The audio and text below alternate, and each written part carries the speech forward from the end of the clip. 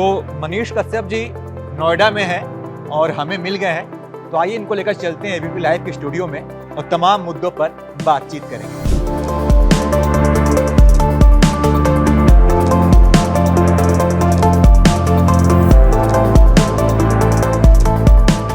Tamil Nadu case में आपकी गलती थी कि नहीं? आप गलती नहीं मानते? सीबीआई जांच करा लिया जाए, मैं गलत हूं तो फांसी पे चढ़ा दिया जाए। जानते ना, एक गलत सूचना का अगर प्रसारण हो जाए तो उसका असर क्या हो सकता है। मजदूरों का आवाज उठा के मैंने गुनाह किया, जांच किया जाए सीबीआई जांच, और अगर उसमें गलत पाया गया तो मैं आप ही के चैनल पे यहीं पे बैठ के मैं बाकायदा माफी मांगूंगा और जेल के अंदर चला जाऊंगा। तेजस्वी यादव से कुछ आपकी पर्सनल दुश्मनी हो गई है लगता है। ये लोग मनीष कश्यप से भी इनसिक्योर हो गए कि क्या पता मनीष कश्यप जो है वो आगे बढ़ जाएगा, कुछ कर दिया तो दिक्कत हो जाएगा, डालो इसको जेल के अंदर। ये बताइए, मैंने बोला पुल गिर जाएगा, 1 साल के अंदर गिर जाएगा, 11 महीना पे ही क्यों गिर गया? वो 13 महीना पे भी गिर सकता था, 14 महीना पे भी गिर सकता था। मैंने बोला 180 दिन के अंदर सरकार गिर जाएगा। मैं जब जेल से निकला उसके 7-8 दिन के बाद की स्थिति देखिए क्या हो गया है बिहार में। आप ये देने कि 6 महीने में बिहार की सरकार गिरा दूंगा? नहीं, अटल बिहारी वाजपेयी भी तो पत्रकार थे। जब सरकार तंग करता है ना तो पत्रकारों को अपना नहीं, एक पत्रकार यूट्यूबर के सरकार गिराएगा? एकदम गिरा सकता है। व्यक्तिगत हमले बड़े करते हैं। आप व्यक्तिगत हमला कैसे? कि आप वो चारा चोर का बेटा है, हम फौजी के बेटे हैं, इसमें उनके ओ सर, मेरे ऊपर 8 केस हो गया, वो व्यक्तिगत हमला नहीं था। मेरे ऊपर एफआईआर हुआ वो नहीं दिखा आपको, वो मेरे ऊपर व्यक्तिगत हमला नहीं था। मनीषवा की नानी जो 4th स्टेज की कैंसर से जूझ रही थी, जिनका इलाज एम्स में हो रहा था, उनके इलाज को बंद कर दिया गया। एक आरोप आप पे ये भी लगा कि महात्मा गांधी को लेकर आपने एक विवादित वीडियो बना दिया। गांधी जी संघर्ष किए, भारत को आजादी दिलाए, और आजाद भारत में उनकी मौत हुई, तो हमें उनके मौत पे जो है अफसोस नहीं होता है। ये बड़ा बयान नहीं है कि मौत पे अफसोस नहीं होता। कश्मीरियों को पीटने का आरोप लगा। अरे सर, यही तो मैं बोल रहा हूँ। बैंक मैनेजर को पीटने का आरोप नहीं, तो यही सारी चीजें, आपके पास पूरा डेटा है मेरा। शादी तो नहीं हुई आपने? नहीं हुई। तो पूछते हैं कि मनीषा अभी आ कहिया करी 18 को केस ससुर बनी हमारा। नमस्कार, एबीपी लाइव की बैठकी के इस नए अध्याय में आप सभी का बहुत बहुत स्वागत है। आज हमारे साथ है बिहार के चर्चित युवा और थोड़े विवादित भी। कुछ लोग इन्हें यूट्यूबर कहते हैं तो कुछ लोग इन्हें पत्रकार कहते हैं। ये सन ऑफ बिहार के नाम से मशहूर हैं और करीब 9 महीने जेल में रहकर ये बाहर आए हैं। तो स्वागत है मनीष कश्यप का। बहुत बहुत धन्यवाद। आज नया साल का पहला दिन है और पहले तारीख को ही आपने मौका दिया अपनी बातों को रखने का। आपने मुझे पत्रकार भी बोला, यूट्यूबर भी बोला, लेकिन सच्चाई ये है कि पत्रकार आप हैं, यूट्यूबर मैं हूँ। ये सत्य है, इसको मैं झुठला नहीं सकता। हम लोग तो बिहार का जो सिस्टम है वो आप सभी को पता है, आप सभी से तो छिपा हुआ नहीं है। वहां पे सरवाइव करना, वहां पे कमियों को दिखाना, वीडियो के माध्यम से यूट्यूब पे अपलोड करना, ये बहुत मुश्किल काम था। उसको हम लोगों ने जिंदा करने का प्रयास किया, उसको सबके सामने लाने का प्रयास किया। उस बीच में कभी मैं पत्रकार बना, कभी यूट्यूबर बना, कभी जेल के अंदर, कभी जेल के बाहर। 9 महीने जेल में रहकर आप आए हैं, तो ये जो जेल का अनुभव है, आप कहते हैं कि कारावास से होकर आए हैं, कुछ लोग कह रहे हैं कि वनवास है, कुछ लोग कह रहे हैं कि भाई 9 महीने में बच्चा पेट के अंदर होता है, बाहर आता है, उसका नया जन्म होता है। मैं जानना चाहूंगा जेल की जर्नी कैसी रही? जेल में बंद थे, बेउस जेल में क्या देखा? जेल के बाद तो सच में एक नया जन्म होता है किसी भी व्यक्ति का। वो अपराधी भी जाता है तो वो जेल से बाहर आता है तो एक नया जन्म होता है। अगर जेल से बाहर आने के बाद आपका नया जन्म नहीं हो तो समझिए कि आपकी जिंदगी जो है वो वहीं पे खत्म हो जाएगी। मैं शब्दों में बयान नहीं कर सकता कि हर दिन मैं घुट घुट के मर रहा था, हर दिन। अच्छा। हर दिन जब मैं वहां से बार बार यहाँ पे बेतिया कोर्ट और पटना कोर्ट कह रहा था कि मनीष कश्यप को प्रोड्यूस किया जाए, मनीष कश्यप को प्रोड्यूस किया जाए, तो लेटर है बाकायदा प्रशासन का। उन्होंने कहा कि नहीं, मनीष कश्यप को हम नहीं ला सकते हैं क्योंकि यहाँ पे लाएंगे तो लॉ एंड ऑर्डर का वायलेंस होगा। हमें 600 पुलिस वाले चाहिए, 700 पुलिस वाले, 500 पुलिस वाले चाहिए। ऐसा लेटर जो बाकायदा इन लोगों ने कोर्ट को जवाब दिया। जब जज साहब ने कहा कि वो महिला जज थी, उन्होंने कहा क्या कि मनीष को अब बेऊर भेजा जा रहा है। तो वीडियो मेरा बहुत वायरल हुआ। जब मैं कोर्ट रूम से बाहर निकला तो मैं रो रहा था। वो मतलब कि जेल से निकल के मैं जेल में जा रहा था, फिर भी मेरा खुशी का आंसू था कि मैं मदुरई जेल से निकल के अब बेऊर जेल जा रहा हूं या बिहार का जेल जा रहा हूं। कम से कम 10, 20, 50 लोग मिलेंगे जिनसे बात करूंगा, तो खुशी का आंसू था। बेऊर जेल में आया तो मदुरई जेल में तो सिर्फ अखबार पढ़ने को मिलता था, हिंदी किताब और बहुत सारी किताबों को मैंने प्रयास किया कि बाहर से मैं मंगा लूं, लेकिन जेलर और सुप्रिटेंडेंट ने अलाउ नहीं किया वहाँ पे। तो वहाँ पे तो बहुत कष्ट हुआ। यहाँ पे कुछ किताबों को मंगाया बेऊर जेल में, पढ़ाई किया, अखबारों को देखा, तो बहुत कुछ सीखने को मिला ये 9 महीना के अंदर। जेल में कई तरह के कैदी होंगे, कोई मर्डर करके आया होगा, कोई चोरी करके आया होगा, तो उनके बीच में जब आप थे तो वो कैसा अनुभव था? देखिए, मुझे तो अलग रखा गया था, यहाँ पे भी अलग रखा गया था। लेकिन अगर मैं कभी वीडियो कोर्ट के लिए जाता था या कोर्ट के लिए जाता था, तो जो लोग मिलते थे वो चाहे किसी भी केस में क्यों ना हो, वो सम्मान की नजर से देखते थे। वो कहते थे कि अगर ऐसा व्यक्ति जो है वो बाहर होता और अगर बिहार को बदल दिया गया होता तो शायद हम भी अपराधी नहीं बनते। मतलब एक अपराधी जो है मेरे से कह रहा है, सरकार की नजर में मैं भी अपराधी हूं। एक अपराधी कहता था कि अगर हमारा बिहार बदल गया होता तो हम अपराधी नहीं होते।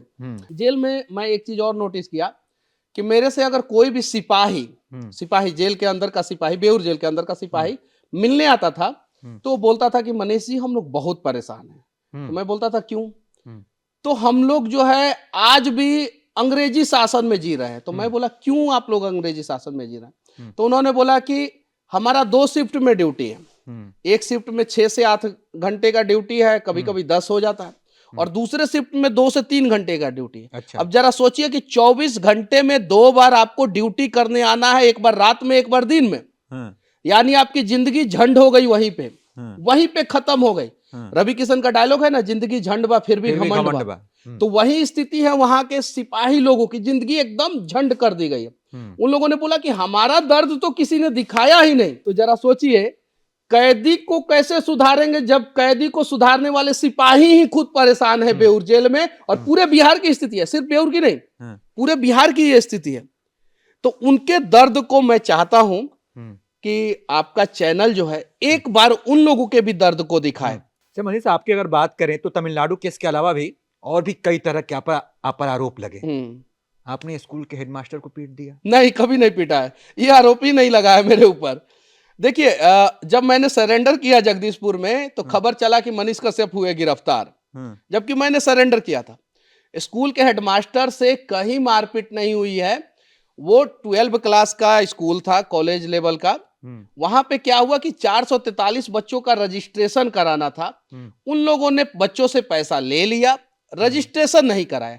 अब जरा सोचिए कि सरकारी कॉलेज, वो भी वित्त रहित कॉलेज, उसमें किसके बच्चे पढ़ते हैं? गरीब के बच्चे। गरीब में भी एकदम गरीब जो है उसके बच्चे वित्त रहित कॉलेज में पढ़ते हैं। वहां पे उन्होंने रजिस्ट्रेशन नहीं कराया। हम लोगों ने आंदोलन किया, सड़क जाम किया, रोका, ये चीजें। उन्होंने केस कर दिया, हमारे ऊपर केस कर दिया। तो ऐसा अनेकों केस है। जैसे चर्च में जाकर आपने मूर्ति तोड़ दी। मूर्ति तोड़ा नहीं, मैंने हटाने के लिए बोला था। अब जरा सोचिए कि जिस चंपारण की धरती पे अंग्रेजों ने नील की खेती हमारे पूर्वजों से कराया था, जबरदस्ती कराया था, मारपीट के कराया था, सलाखों के अंदर डाल के कराया था, उस चंपारण की धरती पे अंग्रेज का मूर्ति है, अंग्रेज का मूर्ति है। हमें पाकिस्तान और चीन से ज्यादा परेशान अंग्रेजों ने किया। तो क्या किया था फिर आपने? मूर्ति क्या हटवा दिया वहां से। तोड़ने का आरोप लगा आपके ऊपर? वो तो आरोप लगते रहता है। वो हमने सोशल मीडिया पे पोस्ट किया कि इसको हटा दिया जाए। अब वहां से शायद से हट गया है अभी। वो हम लोगों ने तोड़ा नहीं, हटवाने के लिए बोला था, उसको हटवाया गया। महात्मा गांधी को पूरा देश जो है सम्मान देता है। वाह, हमारे खुद प्रधानमंत्री मोदी बहुत बढ़िया सवाल आपने पूछा है। एक आरोप आप पे ये भी लगा कि महात्मा गांधी को लेकर आपने एक विवादित वीडियो बना दिया। देखिए, महात्मा गांधी जो है हमारे देश के राष्ट्रपिता, वो आजाद भारत में उनकी मृत्यु हुई थी। आजाद भारत में भगत सिंह आजादी का सपना देखे थे और वो आजाद भारत को नहीं देख पाए थे। वो आजाद भारत में नहीं उनकी मृत्यु हुई थी। तो हमें अफसोस है कि भगत सिंह जो है, जो आजादी के लिए लड़े, वो आजाद भारत में एक दिन भी समय व्यतीत नहीं कर पाए। तो उनके मौत पे हमें गम है, अफसोस है। गांधी जी संघर्ष किए, आजाद भारत को आजादी दिलाए और आजाद भारत में उनकी मौत हुई। तो हमें उनके मौत पे जो है अफसोस नहीं होता है। ये बड़ा बयान नहीं है कि मौत पे अफसोस नहीं होता? नहीं, हमारे महात्मा राष्ट्र गांधी नहीं, इस की चीज को हत्या कर दी समझने की गई। जरूरत है। हमें ज्यादा अफसोस भगत सिंह के मौत पे है। क्यों? क्योंकि वो आजादी देख नहीं पाए। नहीं, ज्यादा कम क्या होता है? दोनों ही भाई स्वतंत्रता में दोनों नेताओं की नहीं, भूमिका थी। दोनों नेताओं की भूमिका थी, ये बात सत्य है। हम्म, गांधी जी ने बहुत बड़ा भूमिका निभाया, भगत सिंह ने भी बहुत बड़ा भूमिका निभाई। लेकिन जरा सोचिए कि भगत सिंह अगर भारत की आजादी को सिर्फ और सिर्फ एक दिन देख लिए होते, सिर्फ एक दिन, हम्म, तो शायद उनकी कुर्बानी जो है वो लगता कि हाँ, भगत सिंह कुर्बान हो गए, आजाद भारत की आजादी को देख लिए, तो थोड़ा अफसोस कम होता, थोड़ा अफसोस कम होता। लेकिन हमारे वीर भगत सिंह जो है आजाद भारत को नहीं देख पाए, तो थोड़ा ज्यादा अफसोस होता है। तो आपने ये बात कही, इस पर आपके ऊपर केस दर्ज कर दिया गया।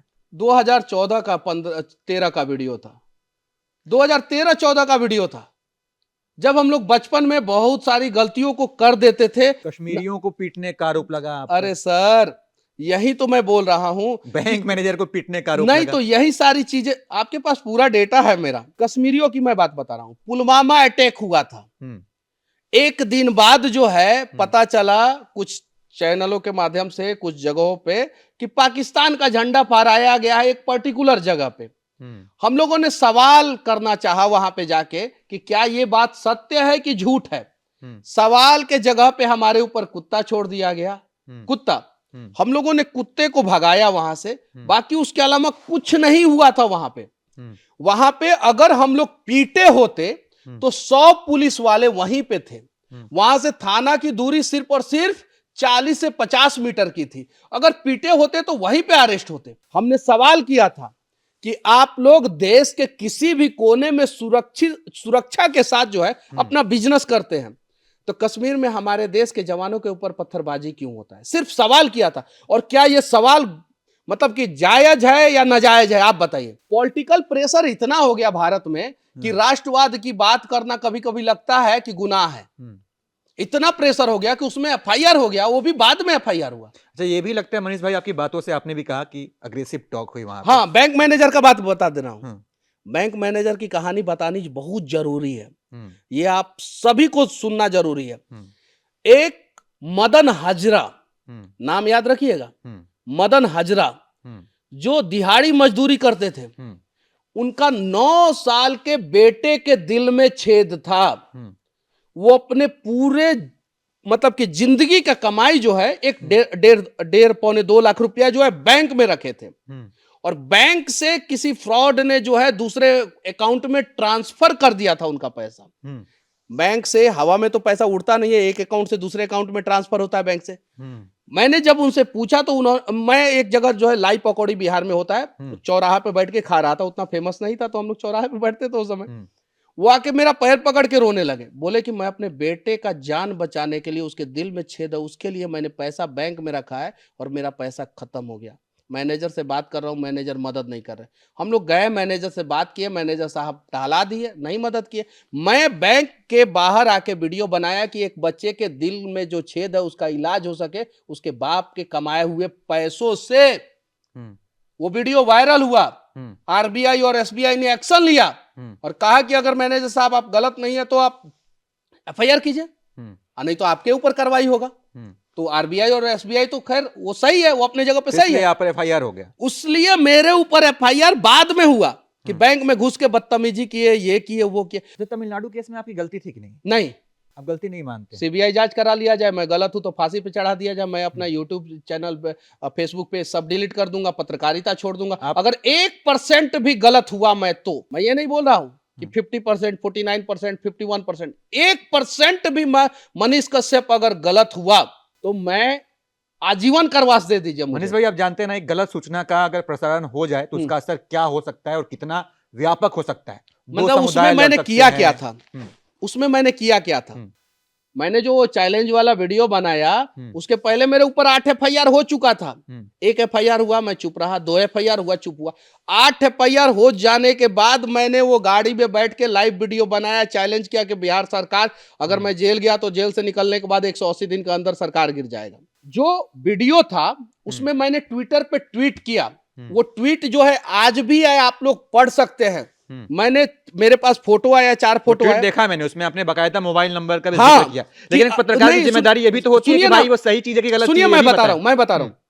मैंने ट्वीट किया, मैंने बोला कि इस वीडियो की जांच हो, इसमें मोबाइल नंबर दिया गया है, अगर वीडियो गलत है तो जिन लोगों ने वीडियो अपलोड किया है उसके ऊपर कार्रवाई हो, और अगर वीडियो सही है तो मजदूरों का मदद किया जाए। क्या ये बात लिख देना गुनाह है?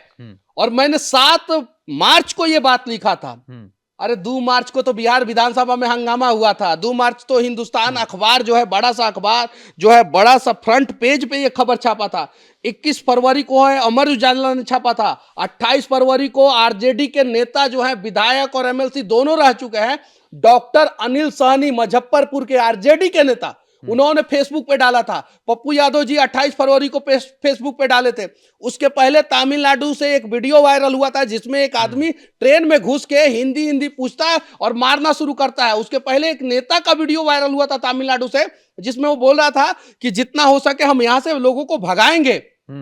उनके ऊपर कोई कार्रवाई नहीं हुआ। ट्रेन में घुस के जो मारा उसके ऊपर एनएसए नहीं लगाया गया। 21 फरवरी को अमर उजाला में खबर चला, नहीं कुछ हुआ। 28 फरवरी को पप्पू यादव ने और डॉक्टर अनिल सहनी, जो आरजेडी के नेता है अनिल सहनी, उनके ऊपर कार्रवाई नहीं हुआ। 1 मार्च को जो है बिहार के लोकल अखबारों में छपा, 2 मार्च को छपा। 2 मार्च को विजय सिन्हा और तेजस्वी यादव जी के बीच में विवाद हुआ, कुछ नहीं हुआ। 3 मार्च को मनीष कश्यप वीडियो बनाया। कितने मार्च को?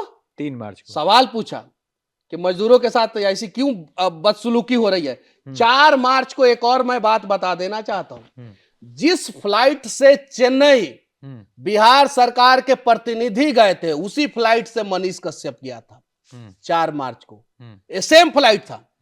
उन लोगों ने रिपोर्ट सबमिट किया, कुछ नहीं हुआ है। उन लोगों ने रिपोर्ट सबमिट किया, कुछ नहीं हुआ। 3 मार्च को मैंने वीडियो बनाया। 11 फरवरी से ये सब चीजें वायरल हो रहा था, क्यों नहीं उसी समय रोक लिया गया? और सच्चाई ये है कि सीबीआई जांच हो, दूध का दूध, पानी का पानी हो जाएगा। आप अपने दर्शकों से पूछिए कि बिहार के मजदूरों को देश के दूसरे कोने में किस प्रकार से प्रताड़ित किया जाता है। नहीं पता है आप लोगों को। 6 महीना में काम करते हैं बिहार के मजदूर दूसरे राज्यों में जाके, 3 महीना का सैलरी दिया जाता है। 3 महीना का सैलरी देते नहीं है, मार के भगा देते हैं। ऐसे अनेकों जगहों पे घटना हुआ है। अगर मैं बोलूंगा तो मुझे फिर से आने से मेरे ऊपर डाल दिया जाएगा, फिर से डाल दिया जाएगा। अरे सर, पता है बिहार का मजदूर कहता है कि 4 महीना काम कर चुका हूं, मेरी बीवी प्रेग्नेंट है, बीमार है, मुझे मेरा पैसा दे दो, मुझे घर जाना है। पैसा नहीं दिया जाता। उसकी बीवी जो है बच्चा पैदा करती है और बीवी भी मर जाती है अस्पताल में, पैसे के बिना बच्चा भी मर जाता है। इस दर्द को कब समझेंगे आप?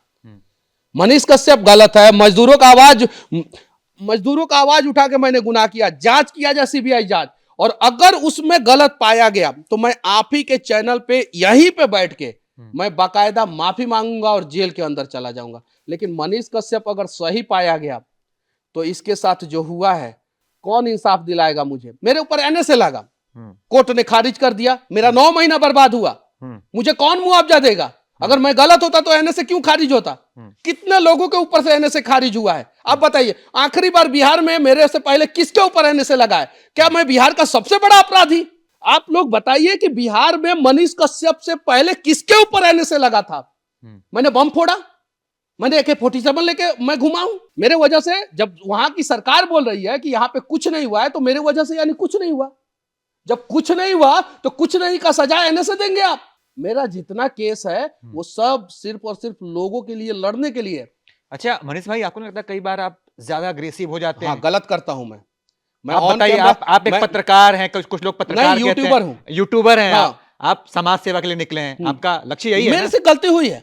आप कह रहे हैं कि 6 महीने में बिहार की सरकार गिरा दूंगा। नहीं, अटल बिहारी वाजपेयी भी तो पत्रकार थे। जब सरकार तंग करता है ना, तो पत्रकारों को अपना नहीं, एक पत्रकार यूट्यूबर के सरकार गिराएगा? एकदम गिरा सकता है। ये कथन सही है आपके हिसाब से? सरकार गिरा दूंगा। अरे तो क्या गुनाह कर दिया मैंने? भ्रष्ट सरकार को गिराना क्या गुनाह है? पत्रकारों का धर्म बन जाता है कि भ्रष्ट सरकार का सत्ता के शीर्ष सिंहासन से उखाड़ के फेंके आप जनता को जागरूक कीजिए। सरकार रामधारी से दिनकर ने किया था कि नहीं किया था? उसी भूमि से हूं ना मैं। जो नेहरू जो है उन्हें 2 बार राज्यसभा का सदस्य बनाया, और जब चीन जो है भारत में घुस रहा था तो रामधारी से दिनकर ने ललकारा कि नहीं नेहरू को? मैंने भी ललकारा कि अगर सही काम नहीं करोगे तो सरकार गिराएंगे। लेकिन मनीष कश्यप में क्यों फंसता है? और भी तमाम यूट्यूबर हैं, तमाम पत्रकार हैं, तेजस्वी यादव से कुछ ज्यादा पर्सनल हो गया आपका, लगता है कि शायद से उनसे ज्यादा फेमस हो गया हूँ बिहार में, उनसे ज्यादा। बिहार में एक राजा थे, वो अपने बेटा को राजकुमार बनाना चाहते हैं। उन्होंने ऐसा कोलिब्रेशन किया कि कन्हैया कुमार जो कम्युनिस्ट पार्टी से चुनाव लड़े थे, गठबंधन में थे, फिर भी कन्हैया कुमार को नहीं जिताने का पूरा काम किया गया। साथ ही साथ कन्हैया कुमार जब वहां से छोड़ के कांग्रेस में गए तो ये शर्त पे गए कि कांग्रेस से कोलिब्रेशन तभी रहेगा बिहार में जब कन्हैया कुमार बिहार में इंटरफेयर नहीं करेंगे। तो इतना ये लोग जो है इनसिक्योर हो जाते हैं युवाओं से, इतना इनसिक्योर। ये लोग मनीष कश्यप से भी इनसिक्योर हो गए कि क्या पता मनीष कश्यप जो है वो आगे बढ़ जाएगा, कुछ कर दिया तो दिक्कत हो जाएगा, डालो इसको जेल के अंदर। तो 180 दिन वाला जो बयान था उसका काउंट किया जाए, 1 2 3 अब काटे हम, खरवास बीत जाने दीजिए, उसके बाद से गिनना शुरू कर उसके बाद शुरू होगा। उसके अभी तो जेल से निकले हैं तो देख रहे हैं बिहार में कैसा स्थिति है। आप देखिए ना, भगवान की लाठी में जो है ना वो दिखता नहीं है, लेकिन भगवान की लाठी जब पड़ती है ना तो दर्द बड़ा होता है।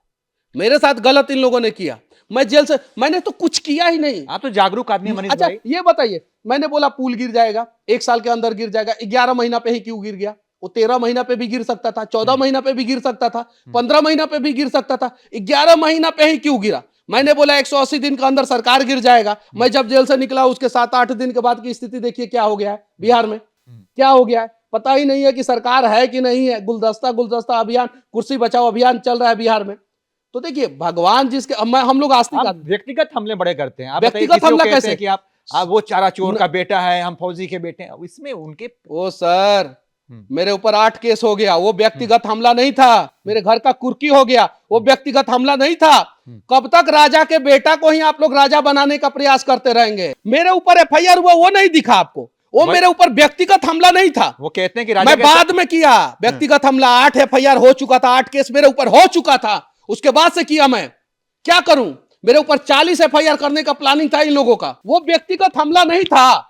मतलब मजदूरों को पीस के खत्म कर दिया जाए, किसानों को पीस के खत्म कर दिया जाए, यूट्यूबरों को जेल में डाल दिया जाए, वो व्यक्तिगत हमला नहीं है। लेकिन मजदूर अपने हक की बात कर दे, यूट्यूबर जो है कह दे कि सरकार गिरा देंगे, तो वो व्यक्तिगत हमला हो गया। कमाल की बात है।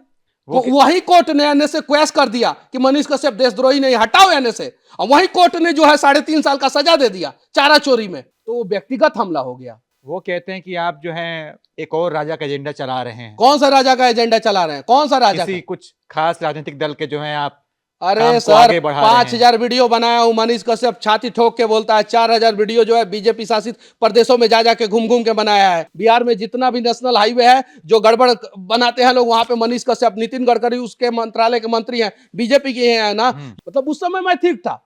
जब आप सत्ता के शीर्ष सिंहासन पे आपसे सवाल कर दिया तो मनीष कश्यप गलत हो गया, एजेंडा चला रहा है। मनीष कश्यप राष्ट्रवादी है।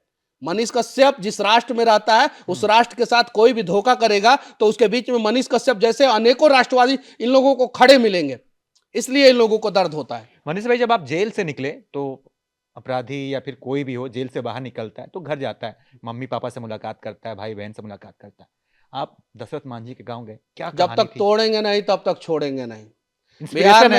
बिहार में बहुत बड़का चुकून भ्रष्टाचार रूपी पहाड़ हो गया है। अच्छेनी हथौड़ी लेके हम लोग उतर चुके हैं। धीरे धीरे करते आज नहीं तो कल जो है ना वो पहाड़ का सीना चीर के जो है ना नया बिहार के लिए रास्ता बना देंगे। बिहार में आप कह रहे हैं कि अब जो है सो खरमास के बाद आपका काम शुरू होगा, छेनी हथौड़ी लेकर आप निकल चुके हैं। सरकार गिराएंगे ठीक है, लेकिन बनवाएंगे किसकी? अच्छे लोगों की, अच्छे लोग बिहार को बनाए, जो बिहार के विकास की बात करें। सर आपको भी पता है, हम सभी को पता है, गूगलवो से पूछ लीजिए, हेलो गूगल सबसे ज्यादा आईएएस आईपीएस कहाँ के होते हैं, तो वो गूगलवो बताएगा कि बिहार के। एक समय बिहार जो है आईएएस आईपीएस का खदान। लेकिन बिहार की राजनीतिक पार्टी कौन सी अच्छी है जिसकी आप सरकार बनवाएंगे? मैं ये जानना चाहता हूँ। आपने कहा ये सरकार गिराएंगे, तो जो अगली सरकार कुछ सवालों को समय के गर्त के लिए छोड़ दिया जाए, फिर अगली बार मिलेंगे, लोग पूछेंगे ना आपसे, चर्चा करेंगे। अच्छा ठीक है, इसको गिरा देंगे ठीक है, लेकिन बनाएंगे किसको? सारी बातों को अगर मैं इसी वीडियो के माध्यम से बता दूं तो अगली बार आपसे मुलाकात कैसे होगी? इतना अपना कीमती समय दे रहे हैं आप, अपना कीमती समय दे रहे हैं, और आप अपना इतना कीमती समय दे रहे हैं, तो एक बार और आपका कीमती समय मैं लेने का प्रयास करूंगा। बिहार की वो 5 समस्याएं जो मनीष कश्यप चाहेंगे तो तत्काल सो खत्म हटाया जाए। पहला समस्या, बिहार को सबसे बड़ा समस्या जो है वो शिक्षा व्यवस्था है। जो जर्जर है, पूरे ठीक है। देश में सबसे खराब स्थिति जो है शिक्षा व्यवस्था का है। हम्म। दूसरा स्वास्थ्य व्यवस्था, तीसरा किसानों की स्थिति इतनी दयनीय है कि समय पे खाद नहीं मिलता है, समय पे बीज नहीं मिलता है, और वो अपने पैसे से खाद बीज का व्यवस्था कर लेते हैं तो बाढ़ जो है उनके फसल को खत्म कर देता है। तीसरा, चौथा जो है वो बेरोजगारी दूर करने का प्रयास करेंगे, और पांचवा सबसे महत्वपूर्ण, बिहार की अगर कोई भी मां के आंख में आंसू आए, वो जमीन पे गिरने से पहले जो है ना, एक बिहारी बेटा जो है उसे पोंछने के लिए तैयार खड़ा करेंगे। ये 5 समस्याओं का समाधान जो है हम लोग करने का प्रयास करेंगे, और जिस दिन ये 5 समस्याओं का समाधान हो गया, समझ जाइए कि नया बिहार, उज्जवल बिहार, समृद्ध बिहार और चंद्रगुप्त मौर्य और चाणक्य का बिहार बन जाएगा। आज की जो हमारी ये बातचीत है, इसमें हम मनीष कश्यप को भी जानने की कोशिश करेंगे। मनीष भाई, आपके जीवन में वो दिन कौन सा आया जब आप बहुत प्रसन्न हुए कि अरे यार बहुत अच्छा है, आज का दिन ये हो गया वो हो गया? इंजीनियरिंग का डिग्री मिल गया था ना जिस दिन, उस दिन मैं बहुत खुश था। अच्छा। मेरे एक सैलार सर थे। जब आप कॉलेज में रहते हैं तो आपको जो है, आपका कॉलेज जो है पसंद नहीं आता, जिस भी कॉलेज में, ये ह्यूमन टेंडेंसी है। जब कॉलेज से मैं पास आउट हो गया तो मुझे लगा कि मेरा कॉलेज सबसे खूबसूरत, मेरे उस कॉलेज के सामने हार्वर्ड और ऑक्सफोर्ड यूनिवर्सिटी कुछ नहीं। अरे कॉलेज के दिनों में भी ये सब चलते रहता था, समाज सेवा, लड़ाई लोगों के लिए करना, स्टूडेंट का फीस कम कराना, ये सब चलते रहता था। मैं किसी चैनल पे ये नहीं बताया हूँ। हाँ। मैथ जो है वो मेरा इतना कमजोर था कि 2-2 बार 3-3 बार एग्जाम देना पड़ता था, M1 अच्छा। M2 M3, हाँ। 3 सेमेस्टर में 3 था। हाँ। तो जब मेरे हाथ में इंजीनियरिंग का डिग्री मिल गया ना, तो मैं बोला कि अरे बहुत बड़ा मतलब कि संकट टल गया, अब मैं इंजीनियर बन गया। मेरे अभय सैलार सर थे, उन्होंने चैलेंज किया था कि मनीष, तो यस सर, तो क्या लगता है तुम्हारा जॉब हो जाएगा? तो मैंने बोला था हाँ एकदम बिल्कुल हो जाएगा। तो नहीं, तुम्हारा नहीं होगा। और कमाल की बात देखिए कि सिविल डिपार्टमेंट में मैं अपने बैच में सबसे पहला प्लेसमेंट कराने वाला मनीष कश्यप, सबसे पहला जॉब जो है पूरे डिपार्टमेंट में मनीष कश्यप को मिला था। उस समय लगा था कि जब कॉलेज से बाहर जाऊंगा तो कॉलेज के खिलाफ वीडियो बनाऊंगा, ये वो। अब लगता है कि कभी समय मिल जाए तो एक दिन कॉलेज जाऊंगा तो वो पुरानी यादें जो है वो ताजा हो जाएगा। तो जब इंजीनियरिंग का डिग्री मिला था उस समय बहुत खुश हुआ था। वो दिन कौन सा था जब आपको बड़ा दुख हुआ, आप टूट कर रोए, टूट गए कि यार लगता है कि अब यहाँ से कहानी खत्म है? 5 अप्रैल को मेरे पास एक किताब आया, एक छोटा सा, कौन मतलब सा साल? मेरे पास NSA का, नेशनल सिक्योरिटी एक्ट का। उसमें ये लिखा हुआ था कि 4 अप्रैल को 11:54 पे रात में आपके ऊपर NSA लगा दिया गया। कब लगाया गया? रात में। कितने बजे? 11:54 पे। मैं उस दिन बहुत बेचैन हुआ। अच्छा। कि अब तो मुझे इन लोगों ने खत्म करने का प्रयास किया और खत्म कर दिया। उसके बाद से जब सुप्रीम कोर्ट में ये हुआ, निर्णय आया, रिजेक्ट नहीं हुआ लेकिन ये निर्णय आया 1-1.5 महीना के बाद, 8 मई को, कि मनीष कश्यप, सुप्रीम कोर्ट आपको राहत नहीं देगा, आप मद्रास हाई कोर्ट जाएं। उस दिन मुझे पता है कि मैं फोन किया था जेल से मैं अपने भाई को। अब ये ब्रेकिंग न्यूज मत बनाइएगा कि फोन कर दिया था, हम वाला फोन नहीं किए थे। लीगल जो 2 बार फोन किया जाता है, जो जेल मैनुअल के हिसाब से नियम है, 9 मिनट बात करना होता है, आप 3 नंबर पे कॉल कर सकते हैं। ठीक है। मैंने कॉल किया, जब भाई ने बोला ना कि खारिज हो गया केस, कि मद्रास हाई कोर्ट जाने के लिए बोला गया, वहां से मैं रोते हुए अपने, मतलब कि सिंगल सेल था मेरा, वहां पे आया था। मतलब कि वो जो समय था ना, वो मैं शब्दों में बयान नहीं कर सकता कि मैं उस दिन कितना टूटा हुआ था। और सबसे ज्यादा खुश मैं तब हुआ जब 10 नवंबर को मेरे ऊपर से कोर्ट ने NSA हटा दिया, धनतेरस के दिन। उस दिन मैं बहुत खुश था। आपके घर में आपकी माँ है, भाई हैं, पिताजी फौज में है, तो सबसे ज्यादा करीब आप किसको पाते हैं? सबसे ज्यादा करीब मेरी माँ और मेरा भाई, सबसे ज्यादा। उन लोगों को मेरा काम पसंद नहीं है। वो लोग बोलते हैं कि नहीं तुम अपना जॉब करो, शादी ब्याह करो और ये सब करो। मेरा छोटा भाई का शादी हो गया, उसकी एक छोटी सी बेटी भी है, 2 साल की हो गई है। उन लोगों को नहीं पसंद है। मेरे पिताजी जो है थोड़ा सा मेरे से ज्यादा खफा रहते हैं, बात उत कम करते हैं। हाँ, वो कहते हैं कि बस जो जॉब मैंने जो तुमको पढ़ाया, इंजीनियरिंग करते, जॉब करते, इन सब चीजों में नहीं पढ़ते तो ज्यादा अच्छा रहता। अच्छा, पापा ऐसा बोलते हैं? पापा ऐसा बोलते हैं। जब आप जेल में बंद थे, खासकर ज्यादातर टाइम आप बिहार से बाहर रहे, तो जेल में सबसे ज्यादा किसकी याद आती थी? जेल में सबसे ज्यादा माँ की याद आती थी। मन रोवत रहे एकदम पूरा। माँ के बाद नानी की याद आती थी। मेरी नानी 4th स्टेज में कैंसर से जूझ रही है, 4th स्टेज में। उस समय आप जेल में थे? मेरी नानी अभी का भी? इलाज, मैं अपनी नानी का इलाज पटना में मैं अपने फ्लैट पे रख के जो है एम्स अस्पताल में कर रहा था। मेरे भाड़े के फ्लैट को सीज कर दिया गया। संसद भवन पे जो लोग हमला किए उनके घर को नहीं सीज किया गया। उनके परिवार जो कोलकाता में भाड़े के फ्लैट पे रहते हैं उसको सीज नहीं किया गया। मेरे उस भाड़े के फ्लैट को सीज कर दिया गया गलत तरीके से। वो 9 महीना मेरी नानी का इलाज नहीं हुआ। आज मेरी नानी जो है ना, मेरे अलावा किसी को पहचानती नहीं है। किसी सिर्फ को आपको पहचानती है? सिर्फ मुझे पहचानती है, उसके अलावा किसी को पहचानती नहीं है। वो दर्द जो है ना, वो आग जो है ना, सीने में दफन है। अब जरा बताइए, इसको पर्सनल अटैक नहीं कहेंगे तो क्या कहेंगे? मैंने कह दिया कि 180 दिन में सरकार गिरा देंगे, तो सबको खलबली मच गई कि एगो पत्रकार कैसे ये बात कह सकता है, एगो यूट्यूबर कैसे बात कह सकता है, एगो बिहार का बिहारी कैसे बात कह सकता है, एगो मनीषवा कैसे बात कह सकता है। अब मनीषवा की नानी जो 4th स्टेज की कैंसर से जूझ रही थी, जिनका इलाज एम्स में हो रहा था, उनके इलाज को बंद कर दिया गया। मेरे घर का कुर्की किया गया। मेरे दादाजी को चीन के युद्ध में 4 बीघा जमीन मिला हुआ है। वो जमीन भी आप चलेंगे तो मैं दिखाऊंगा। उनके द्वारा बनाया हुआ घर का कुर्की कर दिया गया। नियम है कि आप हवा और पानी पे पाबंदी नहीं लगा सकते हैं, चाहे वो कितना भी बड़ा अपराधी क्यों ना हो। मेरे चापाकल को उखाड़ लिया गया। मेरे घर में मोटर और टंकी नहीं है, आज भी नहीं है। जब आप मुश्किल दौर में थे, खूब लोगों ने आपका समर्थन किया। सोनू सूद का समर्थन बड़ा देर से आया, शिकायत है कुछ उनसे? नहीं शिकायत है। आया तो सही, आया तो सही।